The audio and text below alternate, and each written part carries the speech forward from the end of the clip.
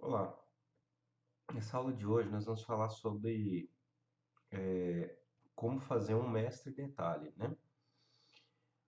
Bom, primeira coisa, aqui no nosso banco de estudos, tá?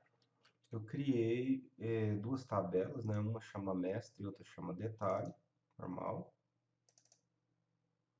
Então eu coloquei uns campos aqui, né? Um ID, uma descriçãozinha, tem uma trigger aqui para criar numeração, né? Para o mestre, então vai pegar sempre o máximo mais um. Depois, antes de inserir. No detalhe é a mesma coisa, só que aqui eu tenho uma foreign key que é o ID do mestre, que já foi cadastrado antes. Tem o ID do item, a descrição e um valor aqui. Mesma coisa, tem uma triggerzinha que vai pegar e selecionar o maior para aquele item quando for aquele mestre, né? Então eu tenho uma tabela como se fosse cabeçalho e item de uma nota fiscal, por exemplo, né? Então eu tenho detalhes desse cabeçalho aqui desse mestre. Deixa eu ver se tem dados aqui. Tem. Então, por exemplo, na mestre eu tenho dois itens cadastrados aqui, né? Um e o 2. E na detalhe eu tenho itens cadastrados para eles. Então, tem só para o 1, na verdade. Para o 2 não tem, tá? Bom, então tá aqui. Essa é a nossa estrutura base para trabalhar. Agora, no Delphi, como eu faria isso? Isso aqui seria mais ou menos uma nota fiscal com seus itens, suas formas de pagamento e por aí vai, né? Então, é sempre que você tem um pai e um filho. Então, uma tabela pai e uma tabela filho. E essa tabela filho, ela tem uma foreign key que aponta, perdão, lá para o pai, né? Bom, então, como que eu faço isso no Delphi de forma simples e rápida no FireDAC? Bom, tem duas formas de fazer. Eu já preparei aqui um exemplo, tá? Ele está lá no Git, que eu já falei em aulas anteriores, então é só entrar lá no github.com, Silveira, tudo emendado, FireDAC Demos, tá? Então, se vocês forem lá no GitHub, né, e procurarem lá pelo meu nome lá, Silveira, tudo emendado, já vai estar ali. E, opa, deixa eu ver aqui. Não, vamos direto aqui, né? Deve ter escrito alguma coisa errada ali. Bom, mas o caminho é esse aqui direto, ó. Então, github.com Silveira, tá? Se vocês vierem aqui, tem outros repositórios, mas o que nos interessa é esse do FireDAC Demos aqui, tá? Então, lá dentro dele lá tem uma pastinha MS Detalhe Cache, que vai ter lá o script para criar aquela estrutura lá que a gente acabou de ver. E os fontes aqui desse exemplozinho, tá? Para vocês estudarem. Bom, é isso aí. Voltando aqui para o Delphi. Aqui é bem simples, tá? Eu estou usando aquela aplicação base que eu já usei em outras aulas, né? Então ela tem um connection lá, tem a parte de configuração dela lá e a tela principal. Então na tela principal eu coloquei aqui um dbGrid que vai ser onde vai ficar o pai, o mestre, e outro dbGrid onde vai estar os itens que são os filhos, né? Os detalhes. Coloquei só um splitter aqui no meio para poder mexer. E aqui eu tenho um abrir tabelas, que é para abrir as tabelas, só faz um open em cada uma, né? E eu vou aplicar alterações que eu já vou explicar para vocês. E essa parte aqui do After Apply Updates, que também eu já vou explicar. Bom, como montar a estrutura, né? Então eu tenho duas carries aqui, uma carry mestre e uma carry detalhe. Então nessa carry mestre eu coloquei um select asterisco com mestre, tá aqui, tá? Vai retornar tudo que tem cadastrado no banco. Na carry detalhe começa a brincadeira, tá? Eu posso fazer de dois jeitos. Eu posso colocar um select asterisco para uma tabela aqui, sem a cláusula where, e aí ele vai ligar lá pelas propriedades. Ou posso colocar dessa forma. Dessa forma aqui, ele já vai fazer um select direto, em vez de ficar buscando todos os dados, tá? Apesar que o FireDAC também, se ele perceber que conforme a configuração precisa reescrever o SQL, ele reescreve. Mas eu já coloco direto aqui, porque eu já sei que está vindo, né? Então aqui eu coloquei um select strings from detalhe, where idMestre igual a um parâmetro idMestre. Esse parâmetro aqui, tá? Ele tem que ter o mesmo nome do campo mestre aqui, na tabela mestre. Então aqui, ó, idMestre, então eu até usei ele igual nos dois lados, tá? Então, tá vendo? Ó, eu tenho idMestre dos dois lados justamente para ficar fácil. Se aqui fosse id, lá tinha que ser dois pontos id, tá? Então tem que ser o mesmo nome do campo da tabela Py que vai fazer a referência. Perfeito, então tem as duas queries configuradas. Aí eu tenho aqui dois data sources, esse data source eu liguei no query master, esse data source aqui, o detalhe eu liguei no detalhe. No query master, por enquanto eu não vou mexer em nada, tá? Mas daqui a pouco a gente vai ver aqui a parte do cache updates. No query detalhe eu já vou fazer a ligação. Como é que eu faço a ligação? A ligação é feita por aqui, ó. Primeira coisa, o master source eu vou apontar para o data source que está ligado no Py, no mestre aqui. O master fields, ele já vai mostrar aqui para mim os campos lá do mestre, tá vendo? Quando eu colocar o data source. Então eu já vou pegar o id mestre, que é o campo lá que faz referência. Aqui no details fields, ele já vai mostrar os campos do detalhe. Eu vou pegar o campo que faz referência ao mestre, id mestre. E em index field names, eu coloco o nome do idMestre também, para ele poder indexar pelo nome do campo. Pronto, feito isso, eu tenho uma ligação já. Essa ligação mestre detalhe já funciona, só que ela, para mim fazer alguma coisa no detalhe, eu tenho que salvar primeiro o mestre. Então, quando eu estiver inserindo aqui, eu tenho que salvar para depois ir lá no detalhe e fazer para ele conseguir pegar e ligar os dois. Aqui nos campos, idMestre, tá vendo? E id item, tá? Como key, né? Que ele já puxou do banco.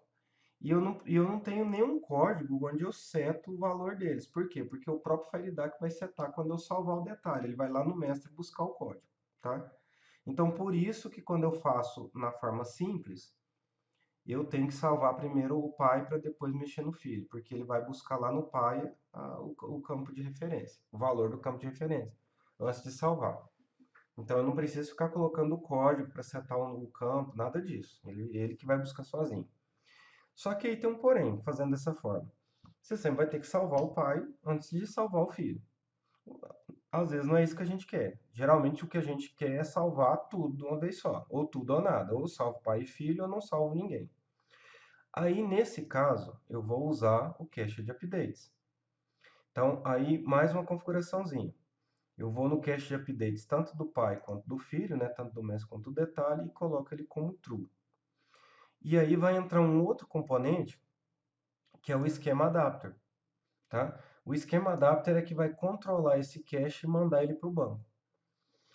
Então, para ele controlar o cache e mandar para o banco, eu preciso ligar todo mundo que está em cache, né, que tem que ser mandado de uma vez só nele. Então, aí eu vou voltar nos componentes aqui, ó, e setar a propriedade esquema adapter apontando para o esquema adapter, tá vendo? Perfeito. Feito isso, agora tudo ocorre em cache. Quando eu aplicar as alterações, é que vai para o banco, tá? Então é por isso que tem o aplicar alterações. Porque o que eu vou fazer? Eu vou ver se tem alterações, se tiver, eu vou aplicar. Aí ele vai juntar, fazer um pacotão e mandar tudo para o banco. Se não tiver alteração, ele vai falar que não tem nenhuma alteração. Quando ele manda para o banco, se essa propriedade aqui tiver falso, igual está aqui, que é o default, ele vai manter o cache na memória. Então, se eu alterar mais informações e der outro apply update, vai tudo que eu alterei da primeira vez com o que eu alterei na segunda vez. Então, vai duplicar a informação. Então, o que a gente faz para isso não acontecer? Ou marca isso aqui como true, tá? O auto commit updates no update options do esquema adapter. Ou eu venho aqui e controlo no after apply updates para ele fazer o commit updates de cada um. Esse commit updates aqui, ele tá só trabalhando no cache, tá? Quem já mandou para o banco e tudo mais, tá aqui, ó. O apply update já fez tudo. Ele já juntou o pacote, montou pai e filho e mandou para o banco, tá? Então, recapitulando aqui. No pai, no mestre, né? Eu não vou fazer nada, só um select asterisco, ou seja lá o que for aqui que eu quiser para retornar os dados dele. No filho, eu vou colocar o where do campo que é referenciado, do campo que é a chave, né? Para o campo que é referenciado no pai, lembrando que o parâmetro aqui tem que ter o mesmo nome do campo lá no pai, tá? Vou setar o master source para o data source que está ligado ao pai, no caso o mestre. Vou setar o campo lá no mestre, no pai, que é a referência, então, no caso o id mestre. Vou setar no detail fields o campo na tabela detalhe, que é o referenciado, que é onde eu vou guardar o código, né, do pai. E no index name, index field name, perdão, colocar o mesmo nome do campo, tá? Uma coisa que já aconteceu comigo, e não sei se vai acontecer com vocês, é que se eu não colocar o FB link aqui, ó, o FD Physical FB Driver Link, ou o Driver Link da conexão que você está usando, seja Oracle ou qualquer outra, que está aqui na paleta Faridac Links, né? Ele costuma não fazer direito, porque alguma coisa interna dele lá bagunça e ele não faz como deveria fazer. Então, lembrar sempre de colocar esses 4 componentezinhos aqui, ó, o wait cursor, o error dialog, o login. Esses aqui estão na Faridac UI e colocar o driver link aqui do tipo do banco ou dos tipos dos bancos que você for suportar, que estão aqui no Faridac Links, para poder tudo ficar certinho. Posso acrescentar o uses aqui? Pode, sem problema, tá? Eu gosto de deixar assim no data model, porque se porventura eu limpar ou esquecer alguma coisa aqui, ele já adiciona sozinho, tá?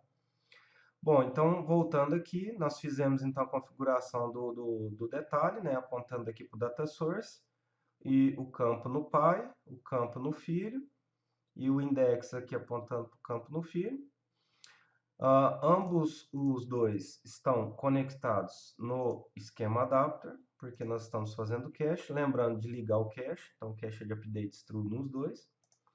No esquema adapter, estou controlando o commit aqui, que pode ser controlado via código ou via configuração do esquema adapter, né? Então eu posso vir aqui auto commits update, que é a mesma coisa de fazer esses commits aqui, tá? E aí só vai para o banco quando eu fizer o apply updates. Vamos ver isso rodando. Então, vou rodar aqui a aplicação. Aí, vou configurar aqui, né? 3050, ASYS-DBA, Master Key. Vou apontar para aquele banco lá do nosso curso, né? Tá aqui. Vou salvar. Bom, tá aqui, né? Os dois DB grids. Vou abrir as tabelas. Então, ele abriu. Então, tem lá teste 1, teste 2. Pode ver que, igual a gente tinha visto mais cedo lá no banco, o 2 não tem nada, né? Bom, eu vou adicionar alguma coisa aqui no 2. Teste, teste. Podem ver que ele criou uma numeração negativa aqui, ó. Porque o 2 ele já pegou daqui que está salvo, mas o ID item ele ainda não tem porque tem cache. Então, quando eu mandar para o banco, né, ele vai pegar e atualizar esse campo aqui, porque ele é auto-incremento, né? Então, vou aplicar as alterações. Pronto. Olha lá, e ele já foi e atualizou aqui. Então, agora eu tenho aqui, ó, tá vendo, ó, os itens de cada um. Vou acrescentar mais um item aqui, ó. Mais 2. Pronto, vou aplicar as alterações. Olha lá, ele numerou corretamente, tá vendo? Então tem o 4. Então se eu vier no 1 aqui, vai estar isso aqui. No 2 vai estar isso aqui. Vou acrescentar aqui então um novo, né? Então, teste novo. Olha, não vou salvar, porque não, quer dizer, aqui ó, tá em cache, né? Vou acrescentar os itens. Então, teste lá, item 1, item 2, item 3, item 4. E agora, olha, vejam que aqui ele está com -1, ele já puxou o -1 para cá, então está em cache ainda. Ele criou uma numeração temporária aqui também para cada item. Então, por enquanto, está tudo em memória. Se eu fechar isso aqui, ó, e abrir de novo, como eu não apliquei as alterações, o que que acontece? Eu perdi. Então tem só as alterações que eu fiz no 1 e no 2, porque eu tinha feito a aplicação, né? Tinha feito o apply updates. Então vamos fazer de novo aqui, ó. Teste novo, né? Tá em cache, então item 1, item 2, item 3, item 4. Agora eu vou aplicar. Olha, vejam que interessante, ele já foi lá, mandou o pacotão todo. Então ele já ganhou um 3 aqui, que era o próximo número, que ele já atualizou nos itens e também já gerou aqui para cada item. Se eu apagar aqui, por exemplo, ó, né? Ele já apagou dos itens também, ó. Só que, ó, vou fechar, vou abrir.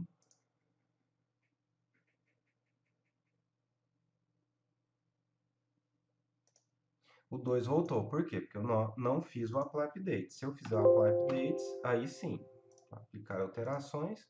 Pronto, vou fechar e abrir de novo. Agora sim ele vai ter persistido isso no banco. Sempre tudo ou nada, porque nós estamos fazendo aquele esquema de cache. Então é isso aí, tá vendo? Se eu vier aqui com um novo, mesma coisa, teste novamente, ele colocou em cache, então ele gerou aquele número negativo ali porque está em cache. Item novo 1, item novo 2. Vou aplicar as alterações. Pronto, ele gerou o 4, já puxou o 4 para cá e já gerou o número automático aqui. Bom, é isso aí então. Essa é a melhor forma, no meu ver, de fazer um mestre detalhe, tá? Sempre usando o cache, porque aí é tudo ou nada, né? Ou vai tudo ou não vai nada. Lembrando que o cache updates tem que estar ligado, os dois datasets ligados ao esquema adapter, e quem vai controlar tudo é o esquema adapter, tá? Então, quando eu fizer post aqui em qualquer um dos dois, não vai estar em memória. Quando eu fizer o apply updates do esquema adapter, que está aqui, aí sim vai, tá? E lembrando que ele vai manter em memória, a não ser que aqui esteja true, ou você faça no after apply updates o commit updates de cada dataset que estiver ligado nele. Tá bom?